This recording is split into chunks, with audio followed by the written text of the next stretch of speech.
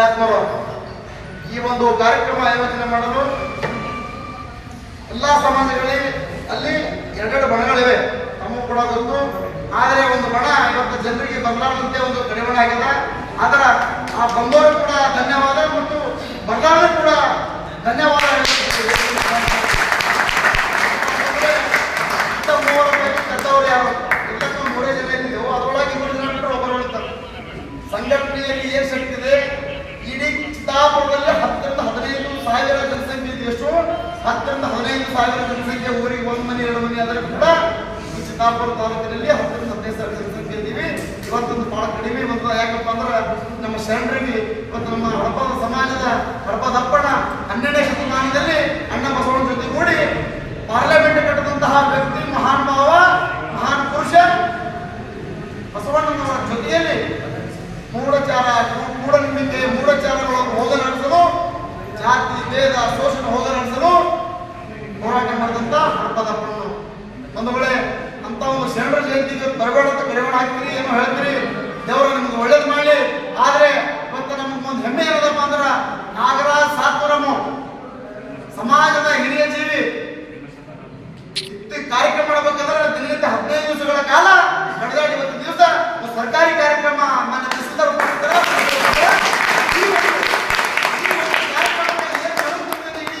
ಈ ಚಿತ್ತಾಪುರದಲ್ಲಿ ಎಲ್ಲಿಗೆಲ್ಲಿ ಮುಖ್ಯ ರಸ್ತೆಗಳಲ್ಲಿ ಹಡಪದಪ್ಪನ ಭಾವಚಿತ್ರ ಇವತ್ತು ದಂಡಾಧಿಕಾರಿಗಳ ನೇತೃತ್ವದಲ್ಲಿ ಮತ್ತು ನಮ್ಮ ತಹಸೀಲ್ದಾರ್ ನೇತೃತ್ವದಲ್ಲಿ ಇವತ್ತು ಚಿತ್ತಾಪುರದಲ್ಲಿ ಬರಟೇರಿ ಹಾಗೆ ಬಂದಿಲ್ಲ.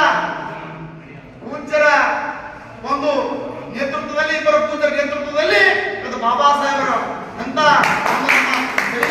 ಬಾಬಾ ಸಾಹೇಬರವರಿಗೆ ಹೂವಿನ ಹಾರ ಹಾಕಿ ಅವ್ರಿಗೆ ಗೌರವ ಕೊಡ್ತಕ್ಕಂಥ ಮೂಲಕ ನಾಗವಿ ನಾಡು ದೇವಿ ಕೂಡ ಇವತ್ತು ಹಾರ ಹಾಕಿ ಅವ್ರಿಗೆ ಕೂಡ ಒಂದು ಗೌರವ ಕೊಟ್ಟು ವಿಶ್ವಗುರು ಬಸವಣ್ಣ ಇವತ್ತು ಮಹಾಮಾನವತಾವಾದಿ ವಿಶ್ವಗುರು ಬಸವಣ್ಣ 900 ವರ್ಷಗಳ ಮೊದಲು ಈ ಪ್ರಪಂಚಕ್ಕೆ ತೋರ್ತಕ್ಕಂಥ ಮಹಾನ್ ವ್ಯಕ್ತಿ, ಮಹಾನ್ ಭಾವ, ಮಹಾನ್ ಪುರುಷ ಅವರಿಗೆ ಕೂಡ ಗೌರವ ಕೊಟ್ಟು ಬಂದಿರುವಂತಂದ್ರೆ ಇವತ್ತಿನ ದಿವಸ ಹಡಪದ ಅಪ್ಪಣ್ಣ ಜಯಂತಿ ಎಲ್ಲಿ ಭಾಗ್ಯದ ಜನಸಂಖ್ಯೆ ಕಮ್ಮಿ ಇರ್ಬೋದು, ಭಾಗ್ಯದ ಜನಸಂಖ್ಯೆ ಕಮ್ಮಿ ಇರ್ಬೋದು, ಇಲ್ಲಿ ಬಂದವರಿಗೆ ಬಹಳ ಪುನೀತರು. ನಿಮ್ಮ ಹಡಪದಪ್ಪಣ್ಣ ವಿಶ್ವಗುರು ಬಸವಣ್ಣ ಬಾಬಾ ಸಾಹೇಬ ಒಳ್ಳೆಯದು ಮಾಡಂತ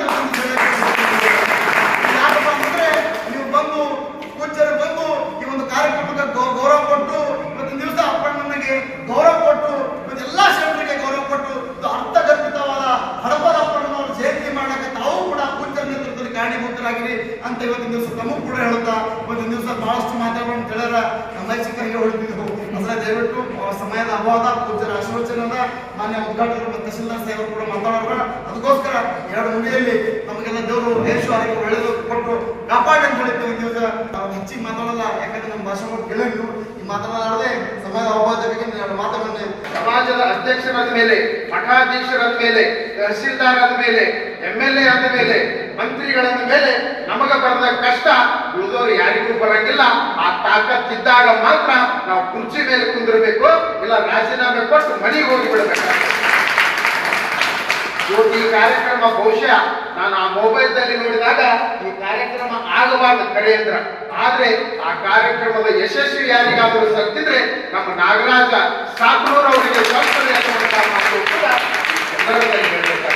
ನಾಚಿಕೆ ಬರಬೇಕು, ನಮ್ಮ ತಾಲೂಕಿನವ್ರಿಗೆ ನಾಚಿಕೆ ಬರಬೇಕು, ಊರಾನವ್ರಿಗೆ ನಾಚಿಕೆ ಬರಬೇಕು. ಹೊರಡಿಯಿಂದ ಬಂದ ಈರಣ್ಣ ಬಂದ, ನಮ್ಮ ಬಸವರಾಜ್ ಸುಗೂರ್ ಅವರು ಬಂದಾರ, ಭಗವಂತ ಸರ್ ಬಂದಾರ, ಹೊರಗಿನವರೆಲ್ಲರೂ ಆ ಹಳ್ಳಿ ಈ ಹಳ್ಳಿಯಿಂದ ಬಂದಾಗ ಇವತ್ತು ನಮ್ಮ ಊರಿನ ಅಭಿಮಾನ, ನಮ್ಮ ಸಮಾಜದ ಗುರುವಿನ ಜಯಂತ್ಯೋತ್ಸವವನ್ನು ನಾವು ಮಾಡದೆ ಮತ್ಯಾವ ಸಮಾಜದವ್ರು ಮಾಡ್ಬೇಕ್ರಿ, ಮತ್ಯಾವ ಸಮಾಜದವ್ರು ಮಾಡ್ಬೇಕು. ಈ ಅಭಿಮಾನ ಎಲ್ಲಿಯವರೆಗೂ ಬರೋದಿಲ್ಲ ಅಲ್ಲಿವರೆಗೂ ನೀವು ಗುರು ದ್ರೋಹಿಗಳಾಗಿರ್ತೀರಿ ಅನ್ನುವಂತ ಮಾತು ಕೂಡ ಈ ಸಂದರ್ಭದಲ್ಲಿ ಹೇಳಬೇಕಾಗ್ತದೆ. ಹಡಪದ ಅಪ್ಪಣ್ಣ ಅಂತಂದ್ರೆ ನಾವು ಹಡಪದಲ್ಲಿದ್ದಂಗೆ ಅಂತ ತಿಳ್ಕೊಂಡ್ವಿ. ಬಹುಶಃ ನಾವೇನ್ ಅದೀವಲ್ಲ ಹಾಗೆ ನಮ್ಮ ಅಪ್ಪಣ್ಣ ಇರ್ಬೇಕಂತ ನಾವು ತಿಳ್ಕೊಂಡಿವಿ. ಒಂದು ಮಾತನ್ನ ಹೇಳ್ತೀನಿ, ವಿಶ್ವಗುರು ಬಸವಣ್ಣ ಒಂದು ಸಮಯಕ್ಕ ಹಡಪದ ಅಪ್ಪಣ್ಣನ ಪಾದ ಮುಟ್ಟಬೇಕಂತ ಪ್ರಯತ್ನ ಮಾಡಿದ, ಪಾದ ಮುಟ್ಟಬೇಕಂತ. ನೋಡಿ, ಎಲ್ಲಿಯ ಬಸವಣ್ಣ, ಎಲ್ಲಿಯ ಹಡಪದ ಅಪ್ಪಣ್ಣ. ಬಸವಣ್ಣನ ಸೇವೆ ಮಾಡಿಕೊಂಡು ಆಪ್ತ ಕಾರ್ಯದರ್ಶಿ ಆಗಿರುವಂತ ಹಡಪದ ಅಪ್ಪಣ್ಣನಿಗೆ ಒಂದು ಸಂದರ್ಭದೊಳಗ ಏನೋ ಗಾಲಿ ಒಂದು ಗಾಯ ಆಗಿರ್ತದೆ, ಒಂದು ಬಕ್ಕಿ ಆಗಿರ್ತದೆ. ಆವಾಗ ಬಸವಣ್ಣವ್ರು ನೋಡ್ತಾರೆ. ಅದನ್ನ ನೋಡಿ ಹಡಪದ ಅಪ್ಪಣ್ಣನಿಗೆ ಹೇಳ್ತಾರೆ, ನೀವು ಪೂಜಾ ಪ್ರಸಾದ ಮಾಡಿಕೊಂಡು ಒಂದು ತಾಸು ಆರಾಮ ಮಾಡಿ ಅಂತ ಹೇಳಿ ಅವರಿಗೆ ಮಲಗಿಸಿ ಬಸವಣ್ಣವ್ರು ಹೋಗ್ತಾರೆ. ಹೋಗಿ ಆ ಕಾಲಿಗೆ ಹಚ್ಚುವಂತ ಅವಾಗ ಸಿಗುವಂತ ಏನೋ ಗಿಡಮೂಲಿಕೆಯ ಒಂದು ಔಷಧವನ್ನ ತಂದು ಈಗ ಹಡಪದ ಅಪ್ಪಣ್ಣವ್ರು ಮಲ್ಕೊಂಡಾರ ಅಂತ ಹೇಳಿ ಸಾವಕಾಶ ಅವರು ರೂಮಿಗೆ ಹೋಗಿ ಹೆಜ್ಜೆ ಇಡ್ತಾರೆ. ಆದ್ರೆ ಅಪ್ಪಣ್ಣ ಎಷ್ಟು ಸೂಕ್ಷ್ಮಿಯಾಗಿ ಎಷ್ಟು ತೀಕ್ಷ್ಣ ಮತಿಗಳಾಗಿದ್ರು ಅಂತಂದ್ರೆ ಬಸವಣ್ಣ ಯಾವಾಗ ಹೆಜ್ಜೆ ಇಟ್ಟ ಆವಾಗ ಕಟ್ಟನೆ ಎದ್ದು ಬಿಟ್ರು. ಯಾರು? ಅಪ್ಪಣ್ಣವರು ಕಟ್ಟನೆ ಎದ್ದಾಗ ಆವಾಗ ಕೇಳ್ತಾರೆ. ಆವಾಗ ಅವ್ರ ಹೆಸರು ಏನಿತ್ತು? ಮೊದಲು ಜೀವಣ್ಣ ಅಂತಿತ್ತು. ಏನೋ ಜೀವಣ್ಣ ಅಂತಿತ್ತು. ಯಾರು? ಹಡಪದ ಅಪ್ಪಣ್ಣ.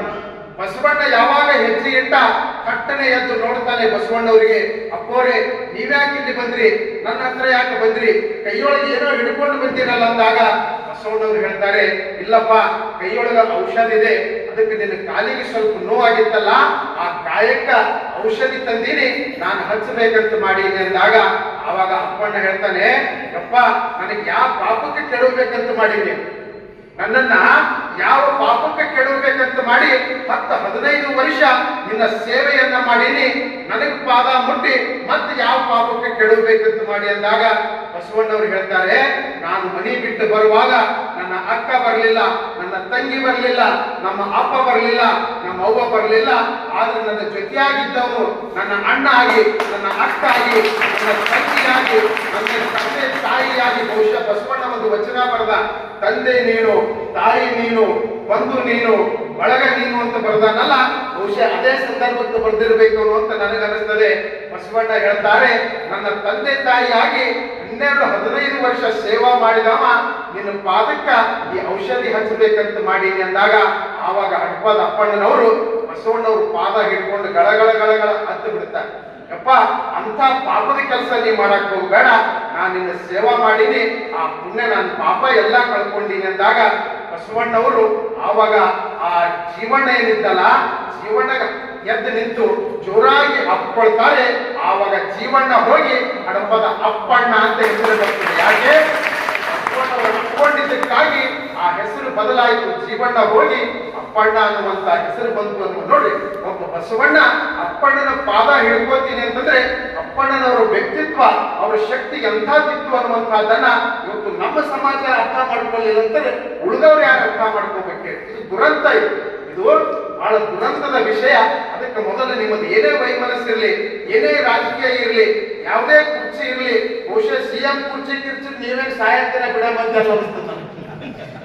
ಆ ಸಿಎಂ ಕುರ್ಚಿ ಕೊಡ್ತೀವಿ ಅಂತಂದ್ರೆ ಬಹುಶಃ ಪ್ರಾಣ ಹೋಗುತ್ತೆ ನಾ ಬಿಡುವ ಮಂದಿ ಎಲ್ಲ ಅನಿಸ್ತದೆ.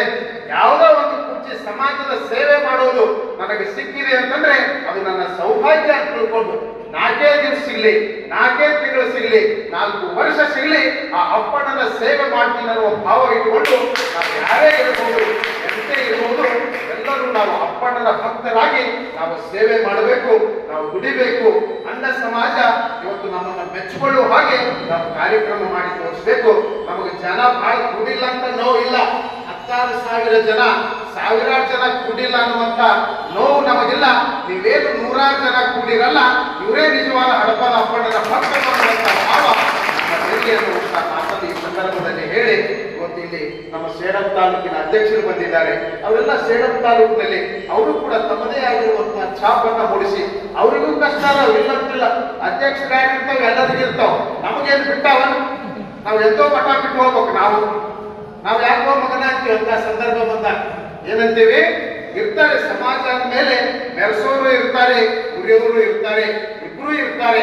ಅದನ್ನ ಸಹನೆ ಮಾಡ್ಕೋಬೇಕು, ತಾಳ್ಬೇಕು, ತಾಳಿದಷ್ಟು ಬಾಳ್ತದೆ ಅನ್ನುವಂತಹ ಮಾತನ್ನು ಹೇಳ್ತಾರಲ್ಲ. ನನಗೆ ಕಷ್ಟ ಬಂದಾಗ ನನ್ನ ಹಿಂದೆ ನಿಂತಿರುವಂತ ಸಮಾಜ ಯಾವುದಾದ್ರೆ ಅದು ಹಡಪದ ಸಮಾಜ ಅನ್ನುವಂತಹ ಕಷ್ಟ ನಷ್ಟ ಬಂದಾಗ ಅವುಗಳನ್ನು ನಾವು ಎದುರಿಸಬೇಕು, ಸಮಾಜವನ್ನು ಮುನ್ನಡೆಸಿಕೊಂಡು ಹೋಗ್ಬೇಕು. ನಮ್ಮ ಈರಣ್ಣ ಸಣ್ಣೂರು ಅದಾರ, ಅವರಿಗೆ ಅಷ್ಟಿಲ್ಲ, ಅವರಿಗಂತೂ ಸಾವಿರಾರು ಕಷ್ಟ ಅದಾವೆ, ಸಾವಿರಾರು ತೊಂದರೆಗಳಿದಾವೆ. ಇದ್ರೂ ಕೂಡ ಎಲ್ಲವನ್ನ ಎದುರಿಸಿಕೊಂಡು ಜಿಲ್ಲೆಯಲ್ಲಿ ತಮ್ಮದೇ ಆಗಿರುವಂತಹ ಛಾಪನ್ನ ಮೂಡಿಸಿ ಅದ್ದೂರಿಯಾಗಿರುವಂತಹ ಅಪ್ಪಣ್ಣನವರ ಜಯಂತಿ ನಮ್ಮ ಈರಣ್ಣವ್ರು ಇರ್ಬೋದು, ನಮ್ಮ ಬಸವರಾಜ ಸುಗೂರವರು, ಎಲ್ಲರೂ ಭಗವಂತ ಸರ್ ಎಲ್ಲರೂ ಕೂಡಿಕೊಂಡು ಜಿಲ್ಲಾ ಮಟ್ಟದಲ್ಲಿ ಕೂಡ ಬಹಳ ಅದ್ಭುತವಾಗಿ ಮಾಡ್ತಾರೆ. ಹಾಗೆ ತಾಲೂಕು ಅಧ್ಯಕ್ಷರಾಗಿರುವಂತಹ ನಾವು ಕೂಡ ಎಷ್ಟೇ ಕಷ್ಟ ಬಂದ್ರು ಅವರು ಭಾರಿ ಹೊಡೆಯೋದು ಮಾಡಿದಾಗ ಮಾತ್ರ ಆ ಅಧ್ಯಕ್ಷ ಸ್ಥಾನಕ್ಕೆ ಕೂರಿಸಿ ಮರ್ಯಾದೆ ಕೊಡ್ತೀವಿ ಅನ್ನುವಂಥ ಮಾತನ್ನ ಈ ಸಂದರ್ಭದಲ್ಲಿ ಹೇಳಬೇಕಾಗ್ತದೆ.